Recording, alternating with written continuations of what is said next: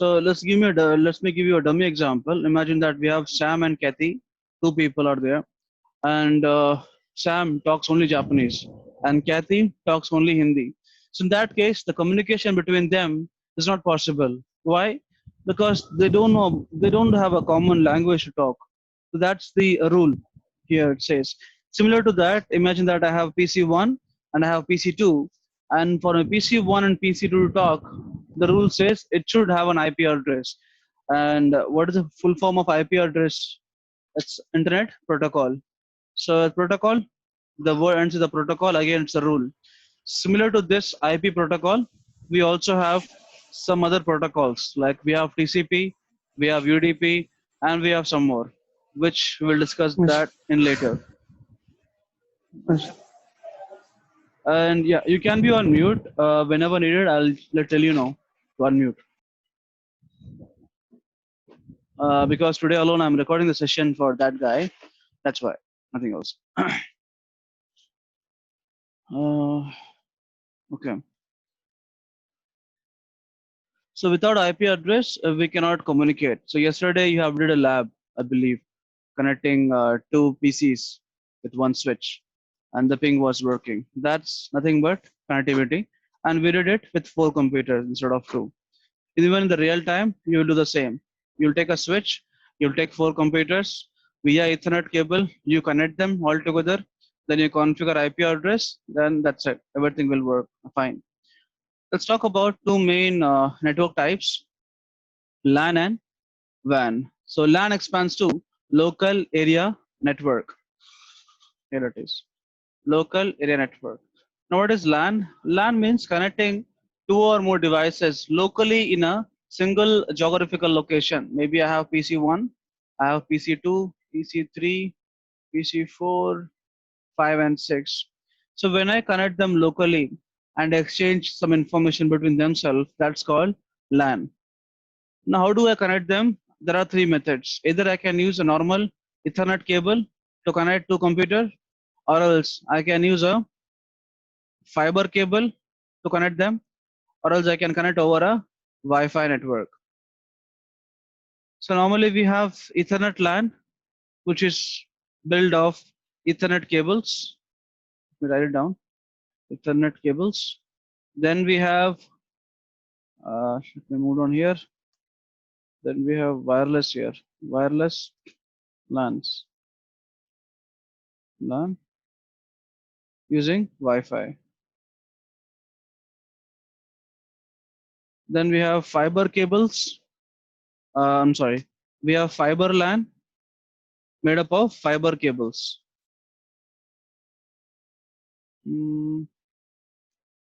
Fiber cables.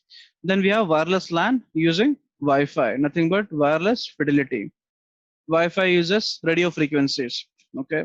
I'll write down these components also so that you can remember later also. It won't be like you'll forget easily.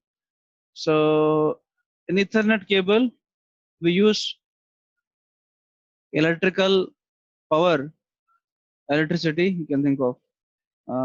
Yeah, electrical signals to transmit and receive data. In fiber, we use what? We use light signals to send and receive data. In wireless, we use radio frequencies, RF. Radio frequencies, RF, to send and receive data. Now, what is WAN? WAN expands to wide area network. WAN is normally your internet can be termed as WAN. In simple terms, you can say my internet is my WAN network. So you can use internet for two purposes. Either when you want your LAN devices to go online and talk to the internet, I can use WAN. Or else when I want to connect a single LAN to other LAN which are not in the same geographical location. Maybe my first LAN is in Japan, second LAN maybe in India. So when I want to connect them, in that case, I have to take the path via WAN only.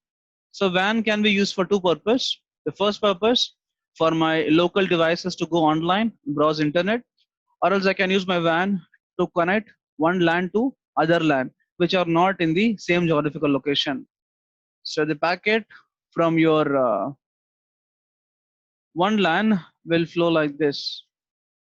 So this is a LAN communication, what you're seeing here on my workstations. They are talking to each other. These are my normal local area network communication. Now your WAN packet is here. So the WAN packet normally flows from here to LAN 2 via the WAN cloud. So wherever I draw a cloud, I'm representing an internet. Okay, fine. Let's talk about the symbols for the devices. See, networking mainly deals with three devices. First one is hub, second is switch, and third one is called router. Hub, switch, and router. Now, these are the graphical representation of hub looks like, switch looks like, and router looks like. So when you talk about hub, it's represented by a single rectangle box with one arrow pointing right hand side. And switch can be represented with a rectangle box again with four arrows, two arrows pointing right hand side and two arrows pointing left hand side. Router can be represented with a cylindrical shape with two arrows pointing inward and two arrows pointing outward. Simple. Now your hub, these are the official diagrams which you draw on your paper or notebook. Now when you talk about rough diagrams, you can think of like this. This is your hub. This is your switch. And this is your router. Simple. Now you can unmute. I'll ask you a question.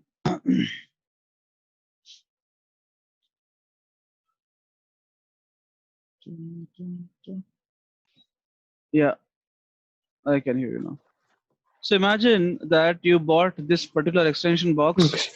for your house, okay? And you are plugging in this power cable on the wall socket and you are turning on the switch. So the power will come right to this all these ports. Now, will the power come to port number 1 or port number 2 or port number 3 or port number 4, or else power will come to all ports?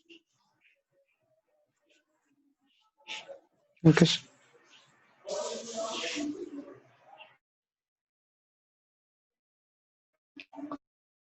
Yeah, I'm asking you a question. Okay, sir. Sorry?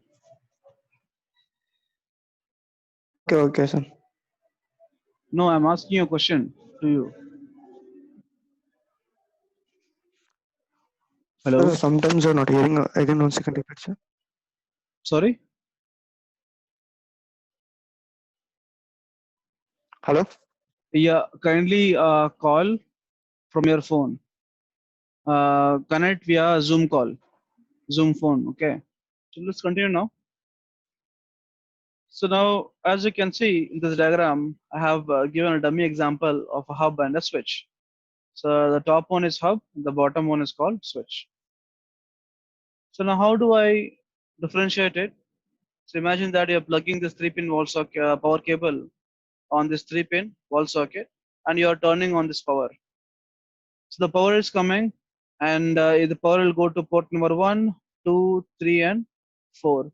Now if I tell that I want power only on port number 3, not on other ports, in that case that is not possible really. Why?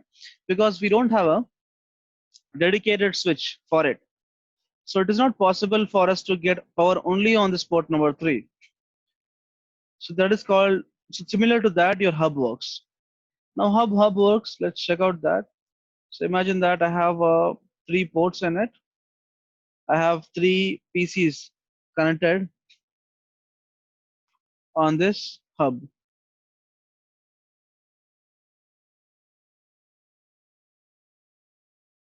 I have PC1, I have PC2, I have then PC3. So my PC1, when it sends out a packet towards my hub network, by default, hub will do broadcast only. You can think of this switch. So by default, when power comes inside, the power goes out of all these ports at one shot. So that's called broadcast 1 to all communication. So my PC1 alone cannot talk to PC2, not possible. Or else PC2 alone cannot talk to PC3, not possible. So it's always one PC to all PCs, like that.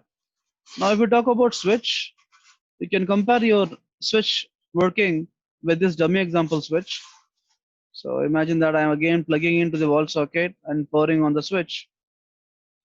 So the power will come to all the ports, but if I want power only on port number 3, it is possible because I have a dedicated switch. So one-to-one communication is possible using your switches.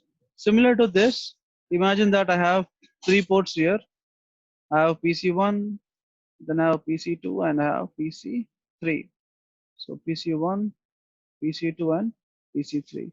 Now if I tell that I want to communicate from PC1 to only PC2, not to all, only PC2. It is possible using switch. So one input and one output is possible here. Similar to this, one input and one output is possible here also. PC1 to PC2 communication is possible. Good. Now similar to this, we have a router. In router also, one device to one device, nothing but your unicast communication is possible. Unicast communication is possible. Here also, unicast is possible. So this is the first difference between your hub switch and a router. Now, if you talk about second difference, nothing but your duplex settings. Now, hub is defined as a half duplex device. Half, okay, write down on my, 1 minute.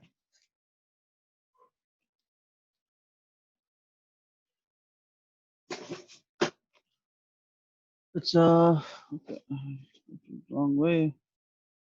It's a half duplex device. Your switch is termed as full duplex device. Router is also a full duplex device. Now, why it is half duplex and what do you mean by half duplex? Very simple. Imagine that I have PC1, PC2 connected to a two different ports. I have PCA, PCB maybe. Yeah. So if I say the transmission medium or the hub is a half duplex guy, in that case either PCA can send a packet to PCB or else PCB can send packet to a PCA. So both of them at the same time communication is not possible. So your PCA to PCB and PCB to PCA at the same time they cannot communicate, not possible. Either you send the packet or you send the packet. You can think of a one-way road. So either a road like this maybe from here I have two ways, but here I have only one way. Here I have two ways. Here I have only one way. Either you come in or else I can come in. If both of them come, what will happen? A collision will happen, right? Accident will happen. Accident in hub is called collision. So when both of them try to talk to each other at the same time, that is called collision. And it is not possible in hub. So hub means only one-way communication is possible at a given instance of time. Now, if you talk about switch, in switch, a two-way communication is possible. Full duplex means two-way communication. So PCA I have PCB, then I have PCC, A, B, and C. My PCA can send a packet to PCB.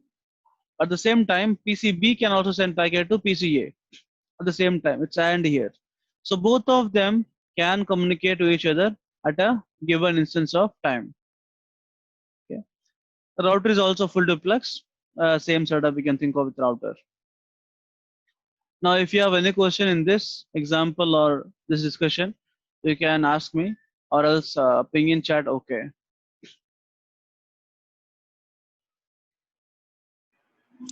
No problem. Okay, sir. Continue, sir.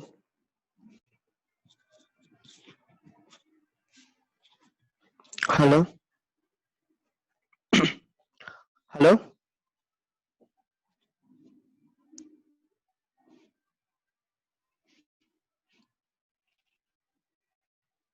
Hello. Yeah, you have to ping in chat, okay? If you don't have any question.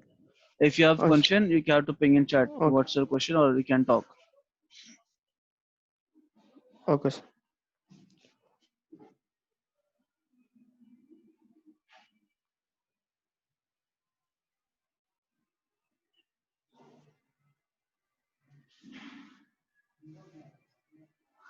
I can't hear you. Can you rejoin your audio? Disconnect audio and rejoin again.